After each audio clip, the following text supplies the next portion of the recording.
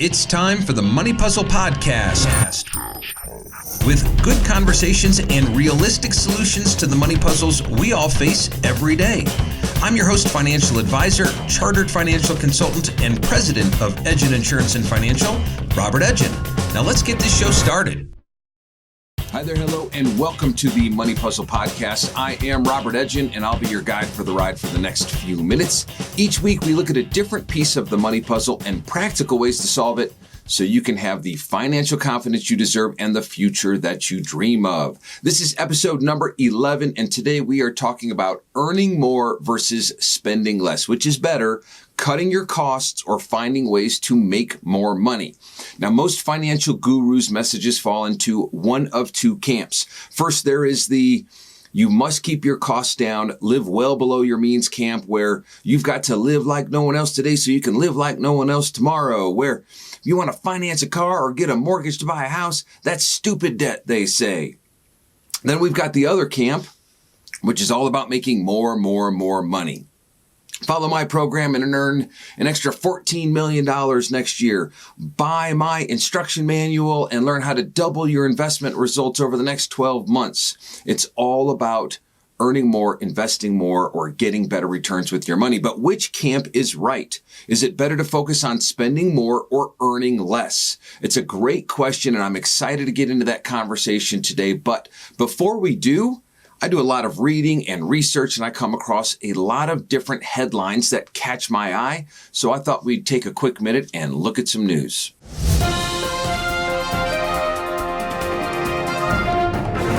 Today's article comes from Science Daily, and the headline reads, "Police say two stole $21,000 worth of Victoria's Secret's panties." Lower Allen Township police say an 18-year-old woman and a minor entered the store at Capital City Mall near Harrisburg, Pennsylvania on April 7th. The juvenile acted as a lookout as Ada Mercado took panties from a table and from drawers and stuffed them in a bag. This is crazy. 2,000 pairs of panties. By the way, that's the police term and the headline, not my own term.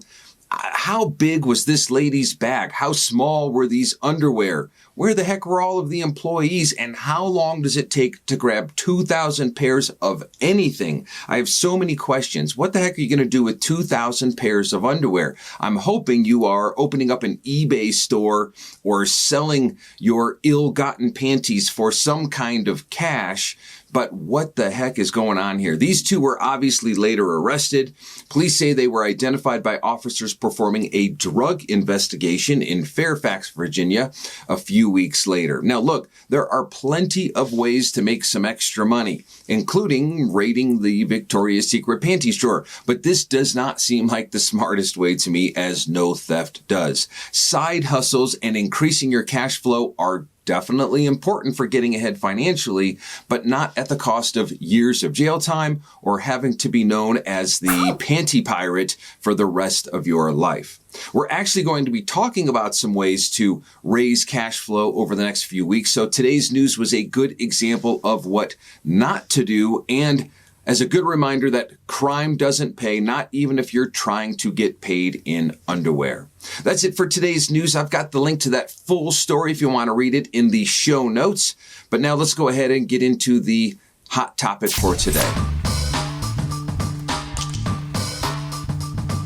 So we spend a few weeks talking about budgets and money audits and different ways to track your spending. And today we're going to talk about which is more important to concentrate on, spending more or earning less. The bottom line is this: if you don't live below your means, if you are spending more than you earn, you will never solve your money puzzle or have the financial future that you dream of or the confidence that you want to have, no matter how much you make. It is impossible. You must have a gap between your earnings and your spending, and the bigger the gap, the faster you will get ahead in life. Spending less will have an immediate impact on your finances. If you've got a financial problem and you're hemorrhaging cash, spending less is like stopping the bleeding. You can simply turn off a payment or quit buying things, and all of a sudden you'll have more money in your account. The impact will be immediate because the money will still be there. However, you can only cut costs so much. You can only eat so much ramen or take so many staycations Spending less will only take you so far because eventually you reach what is called your expense floor. That a point where you just can't go any lower unless you're willing to live in a box or move into your parents' basement or your kid's basement or whatever that might be. But even staying at your expense floor for an extended period of time is difficult. It's very hard because it requires a great deal of willpower. And there are a lot of studies out there that show that willpower is just like any other muscle, and muscles become depleted if they have overextended periods of use. Spending less uses subtraction to improve your financial puzzle, and there's only so much subtracting that you can do. On the flip side, though, earning more doesn't have a limit. Sure, your particular job that you have right now might have a salary cap or a limit to what you earn, but your earning potential does not have a limit. Earning more actually allows you to multiply your results to get ahead in crazy ways. So when you earn more, you can spend the same on that loaf of bread and use the extra to catapult yourself ahead financially. Catapult, I know that's a big claim, but it's true. You don't just add dollars to your life when you earn more money, not if you do it right. Here's how. Let's say that you figure out how to earn an extra $500 per month. We'll talk about different ways that you can do that in a few minutes and also over the next few weeks. But let's say that you've already figured it out and it's $500 per month. Now, if you use that $500 a month and you just spend extra and do more and have more fun, you're not changing your financial future much. You would be adding dollars to your life. But let's say that you use it properly. Let's see how you can multiply it. If you're the average American, you owe about $7,000 right now on credit cards. And you have the average APR of almost 18% per year. Now, if you're making the minimum payment, which would be about $200 per month, it will take you 18 years and over $13,000 in payments to pay off that $7,000 of credit card debt. Those averages, by the way, are all according to creditcard.com. I've got the link to that in my show notes. So if you apply that extra $500 that you figure out how to earn each month to your card balance, you'll now pay it off in 11 months instead of 18 years. You will save yourself 17 years of payments and over $6,000 in interest. And that, my friend, is a multiplier of your money. That is not addition, that is multiplication. Now, you could do the same thing with your car and your mortgage. You could do it with your student loans and any and all of your bills and debt. Any debt can be eliminated in a fraction of the time if you use your extra earnings as a multiplier. Let's say you didn't want to pay off debt. Let's say you wanted to buy an income-producing property, a condo to rent out to make some passive income. Well, if you invested that $500 per month for 36 months and you earned an average of 8% per year, your balance would be a little over $20,000. You could put that $20,000 down on a $100,000 condo, finance the rest. You'd have payments of about $400 plus insurance and taxes and HOA, so call it $750 per month. Now, here in Colorado Springs, where I live, you'd be renting out that condo for about $1,250 per month, so you would have a spread or cash flow of $500 per month. Do that for 30 years while your tenants are living there and covering your costs and paying off your mortgage for you, and you've generated an extra $180,000 in cash, plus you now own the condo free and clear. You can keep it as passive income in your retirement. You can sell it off and have a big lump sum of money. But when you earn more, you can use it as a multiplier of your finances and catapult yourself into a much better position. Those are just two examples of the many different things that you could do. So, finding ways to increase your income, your earnings will benefit you more in the long run than just cutting costs, cutting costs, cutting costs. If you have an immediate situation, an immediate problem, cutting costs is the way to go. But if you are financially stable, you need to start finding ways and concentrating on earning more and adding those dollars as a multiplier to your financial future. So, if the goal is to make more, how do we do it? It's easy for some guy on a podcast to say, hey, just go out and earn an extra $500 a month. Easy peasy. I do know that it's easy and simple to understand, but it is a lot more difficult to actually put into practice. How do you take action and do it? Well, the way that I see it, there are about 4 ways that come to mind where you can get it done. So let's do a quick overview of the 4, and then we're going to spend time on each of these 4 over the next few weeks. The first way is to ask for a raise at your current job. Now, whatever it is that you do, can you ask for another $500 a month to be added into your pay? Are you worth it to the company? Does your position warrant an increase? What is your position earning at other competitive firms or companies? Could you go somewhere else and do the same thing and make an extra $500 per month? These are just questions to ask yourself. But if it makes sense and your position warrants it and you're worth it to your company, it's time to go in and ask your employer, what do I need to do? How can I get a $500 per month raise? That's way number 1. Next, you could go get a side hustle, something on the side that pays you an extra $500 per month. We're going to spend a lot of time looking at this actually week after next, but could you Uber? If you're a poker player, could you deal cards on the side? Could you sell things on eBay? Shoot, could you just go get a part-time job at the local coffee shop? If they are paying $12 an hour plus tips, which is about what you would make in Colorado Springs, you'd have to work about 7 or 8 hours a week to make an extra $500 per month. And we have seen what $500 per month extra can do for your financial future. So that's way number 2. You could get a side hustle. Number 3, you could start a side business. This is like taking that to an extreme. I call this becoming a sidepreneur, kind of like an entrepreneur, but doing it on the side.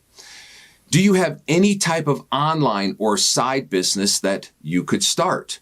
Do you have some extra skills or talents, things that you've been wanting to put into place? Online businesses are everywhere nowadays. There are so many ways to sell things or do things or record things online and earn some extra money. And then the 4th way that comes to mind is to double check your withholdings at your current job and make sure that you're not sending the IRS too much of your paychecks or more than you should be. And here's what I mean by that. If you're a W-2 employee, every paycheck you get is reduced by your estimated taxes along with your FICA. That's for your Social Security, your Medicare, things like that. At the end of the year, you file your taxes and maybe you get a refund. Now, I have clients who come into the office for a review and we find out that they've gotten $3,000, $4,000, $5,000 back in their tax refund. Getting $400 back in a refund is crazy. They're all excited and I'm like, holy crap, you just let the IRS borrow $400 a month and use it to better themselves when you could have been using it to multiply your family's finances. I want to be very clear here. If you get a refund every year, your withholdings are too high and the IRS is just giving you your own money back when you file your tax returns. So you can actually adjust how much they keep, and then you can use that extra money for your family throughout the year. You can use it to better your own financial future instead of letting the IRS borrow it. We'll get into more into that in a few weeks as well. But for now, just keep in mind that if you are getting a tax refund, your withholdings are too high. My whole goal at the end of the year is to either get back or owe less than $100, because if you're getting that number down to $100 or less, you are slaying it. You are owning the game when it comes to your withholdings and your taxes, and you are giving the IRS just the right amount so that you can keep and then use your money to better your family. So for now, let's put something into action so that we can do something to improve our own money puzzle. Now, in 2 weeks, we're going to start a few earnings experiments to see what's really possible. I can't wait for that. That's going to be a lot of fun. But between now and then, sit down and analyze all of the different ways that you can earn more beginning next month. We talked about 4 different ways. Do any or all of them fit into your life? What skills do you have? What side hustles could you do? Are you getting a big tax refund each year? There's nothing wrong with implementing and doing all 4 of the things that we talked about. And if you could, imagine what you could do, how you could multiply your finances. We talked about how do you earn an extra $500 per month. Well, sure, you could do it through one side hustle. You could do it through, asking for a raise. But shoot, you could do it as a combination of those four. What if each one of them could earn you an extra $125 or put an extra $125 in your pocket each month? There you go. That's an extra $500 for the month. Imagine what you could do if we actually implemented more and earned an extra $1,000 per month. And we'll talk about ways that different people are doing that over the next few weeks and months. You'll be surprised it's actually not that tough. All right, that's it for today's hot topic. The bottom line is earning more is important. Spending less is important. If you have immediate needs, immediate financial problems, spending less is the way to go. But in the grand scheme of things, earning more is better for your long-term results. We now just need to find different ways to do it and better ways to do it. I hope that helps, and I hope that you'll join me next week when I'll have my business partner, Brian, from Denver in the office. We're going to be going over some of the most common investment terms that you've probably never heard of. That should be a fun conversation. Make sure that you join us, and make sure that you join us on social media. Please tell a friend about the show. If you've gotten any value out of today's podcast, share this with a friend. Also, give us a review on whatever podcast app you happen to be listening to us on. That would be very helpful. If you've got a question about your own money puzzle, you can email it to us at questions@yourmoneypuzzle.com. And until next week, be safe, have a little fun, and go out and do something to improve your money puzzle. You'll be glad you did, and I'll see you next week. Registered representative of and securities offered through Securities Management and Research, Inc., SM&R. Member FINRA SIPC. Investment advisory services offered through BFC Planning, Inc. Edgen Insurance and Financial Services, Johnson Financial Services, SM&R, American National Family of Companies, and BFC Planning are independent entities. There are risks involved with investing which may include market fluctuation and possible loss of principal value. Particular investments may not be suitable for certain situations. Carefully consider the risks and possible consequences involved prior to making an investment decision. Our firm does not provide legal or tax advice. Be sure to consult with your own legal and tax advisors before taking any action that may have tax implications.